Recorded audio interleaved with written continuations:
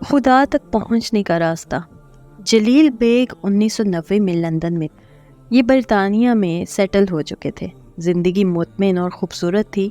ये मशीनों के पार्ट्स पाकिस्तान भिजवाते थे, पैसा कमाते थे, फालतू वक्त में मुसव्वरी करते थे, जंगलों में निकल जाते थे और झीलों के किनारे बैठ जाते थे। ज़िंदगी में रंग ही रंग, खुशियाँ ही खुशियाँ थीं।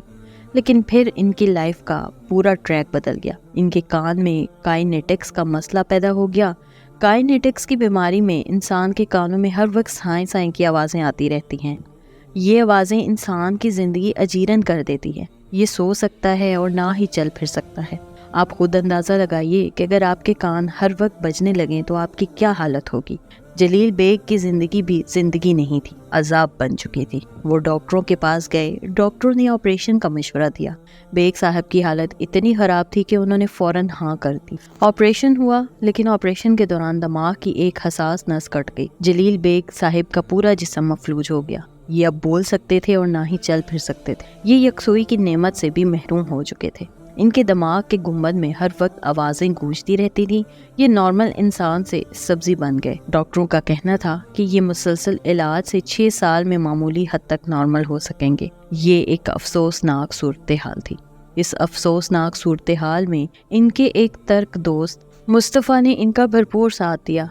ये शेफलैंड के इलाके में एक लेयर सेंटर में काम करता था। लेयर सेंटर एक ऐसा स्पोर्ट्स कॉम्प्लेक्स होता है जिसमें जिम्नाजियम, गेम, स्विमिंग पूल और सिनेमा होते हैं। मुस्तफ़ा रोज़ बेग साहब को व्हील चेयर पर बिठाकर लेयर सेंटर ले जाता। हाँ, सारा दिन कॉफ़ी शॉप में गुजार देते।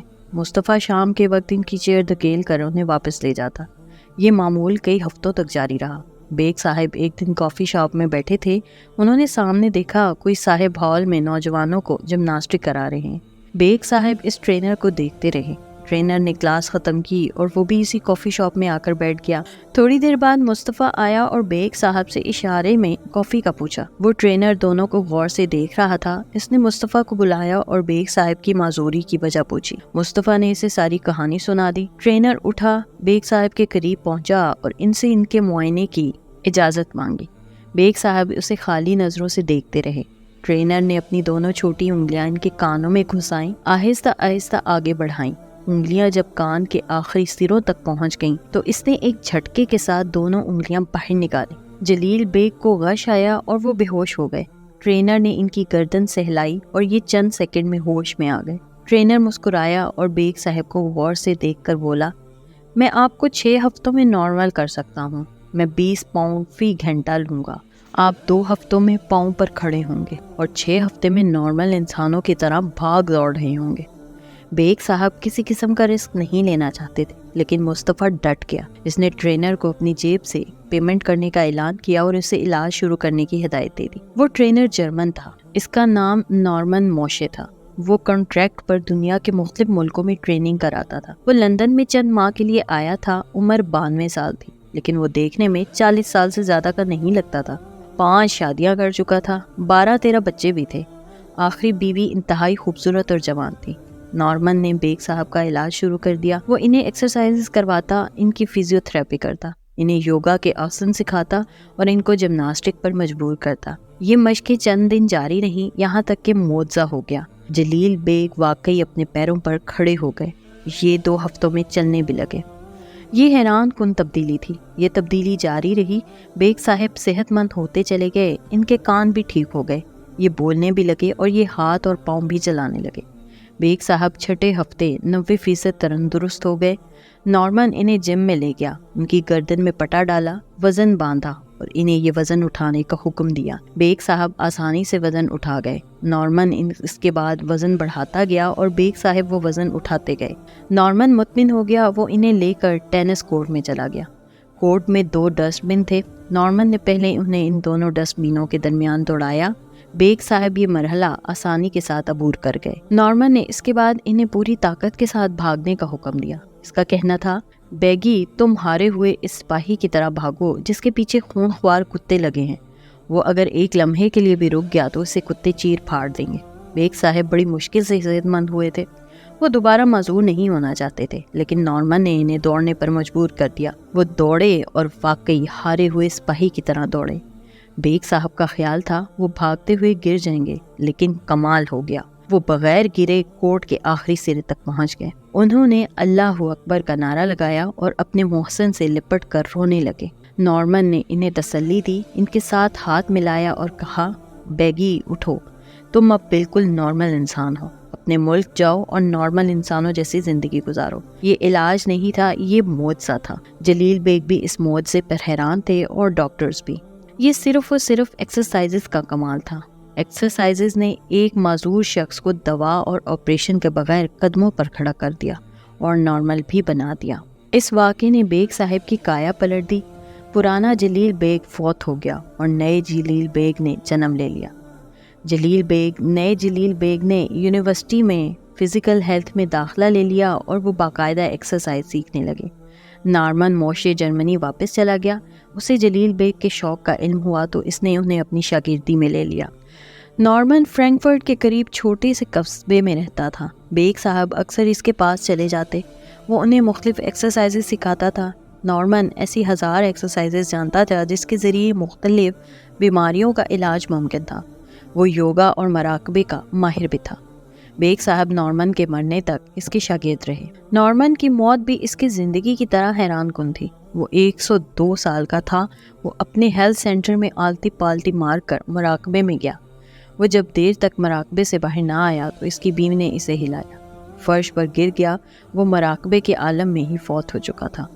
جلیل بیگ صاحب نے نارمن کے مرنے کے بعد اپنا سامان سمیٹا اور پاکستان آ گئے۔ یہ اب لاہور میں رہتے ہیں۔ اپر مال اسکیم میں ان کا گھر ہے۔ گزارے کے لیے ایک چھوٹی سی کمپنی چلاتے ہیں۔ صبح 5 بجے ریس کورس پارک چلے جاتے ہیں۔ ریس کورس کی جھیل کے قریب اس وقت تک 150 لوگ جمع ہو چکے ہوتے ہیں۔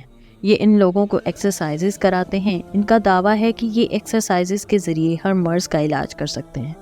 لوگ sugar, blood pressure, heart, tension, anxiety, اعصاب، کولیسٹرول اور مرگی جیسے امراض لے کر آتے ہیں۔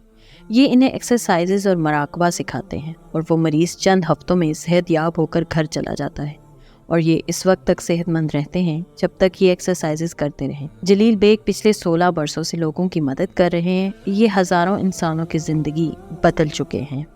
لوگوں کی زندگیاں بدلنا ان کا جنون بھی ہے اور عبادت بھی۔ یہ ہر وقت اس جنونی عبادت میں مصروف رہتے ہیں۔ سیلف لیس انسان ہیں، اپنی خدمات کا دعا کے سوا کوئی معاوضہ نہیں لیتے۔ سینکڑوں لوگ ان کے مرید ہیں۔ ان میں مریدین میں دانشور بھی شامل ہیں، بیوروکریٹ بھی اور بزنس مین بھی۔ آپ بھی اگر ان سے ملنا چاہیں تو آپ کسی صبح ریس کورس پارک میں چلے جائیں۔ یہ آپ کو جھیل کے کنارے اپنے مریدوں کو ایکسرسائزز کراتے ملیں گے۔ ہم انسان دنیا میں آنے سے قبل جنت میں تھے۔ ہمیں وہاں 3 نعمتیں حاصل تھیں۔ ہم اللہ کے قرب کی وجہ سے وہاں پرسکون تھے۔ جنت میں دکھ نہیں تھے، لہٰذا ہم وہاں خوش بھی تھے، اور وہاں کیونکہ مصائب، آزار اور آلام بھی نہیں تھے، چنانچہ ہم وہاں کمفرٹیبل بھی تھے۔ ہم انسان پوری زندگی دنیا میں خوشی اور سکون اور کمفرٹ 3 چیزیں تلاش کرتے ہیں۔ یہ تلاش ہمیں اکثر اوقات بھٹکا بھی دیتی ہے، تھکا بھی دیتی ہے اور بیمار بھی کر دیتی ہے۔ دنیا کی تمام بیماریاں ذہن سے شروع ہوتی ہیں۔ اگر آپ کا ذہن بیمار ہے تو پھر آپ کا جسم صحت مند نہیں رہ سکتا، اور نارمن موشے اور جلیل بیگ جیسے لوگ آپ کے ذہن کو صحت مند بناتے ہیں۔ یہ صحت دماغ سے روح اور جسم میں جاتی ہے، اور یوں آپ توانائی سے بھرپور انسان بن جاتے ہیں۔ میں طویل جدوجہد کے بعد اس نتیجے پر پہنچی ہوں کہ اگر آپ اپنے آپ کو اہمیت نہیں دیتے تو آپ دنیا کی کسی چیز کو اہمیت نہیں دے سکتے۔ اگر آپ اپنی عزت نہیں کرتے، آپ اگر خود سے محبت نہیں کرتے، اور آپ اگر اپنے آپ کو تبدیل نہیں کر سکتے تو پھر آپ دنیا کی کسی چیز کو بدل نہیں سکتے۔ نہ تو آپ کسی سے محبت کر سکتے ہیں اور نہ ہی آپ کسی کو عزت دے سکتے ہیں۔ انسان کا پہلا اور مضبوط ترین رشتہ دار اس کا اپنا وجود ہوتا ہے۔ انسان اگر یہ رشتہ نہیں نبھاتا تو پھر یہ کوئی رشتہ، کوئی بندھن نہیں نبھا سکتا، حتیٰ کہ یہ اللہ کا اچھا اور نیک بندہ بھی نہیں بن سکتا۔ انسان کی خودی اس کا خود ہے، اور ہمارا خدا ہمارے اس خود میں چھپا ہوتا ہے۔ نارمن اور جلیل بیگ اپنی خودی میں چھپے خدا تک پہنچ گئے۔ آپ بھی پہنچنا چاہتے ہیں تو آپ بھی اپنے آپ سے سٹارٹ لیں، خدا کو خود میں تلاش کریں، یہ آپ کو چند ماہ میں مل جائے گا۔ اس طرح کی مزید دلچسپ ویڈیوز دیکھنے کے لیے دیکھتے رہیے میرے چینل کو لائک، سبسکرائب اور شیئر ضرور کیجیے، اور ساتھ ہی ساتھ بیل آئیکن کو بھی دبا دیجیے۔ شکریہ۔ اللہ حافظ۔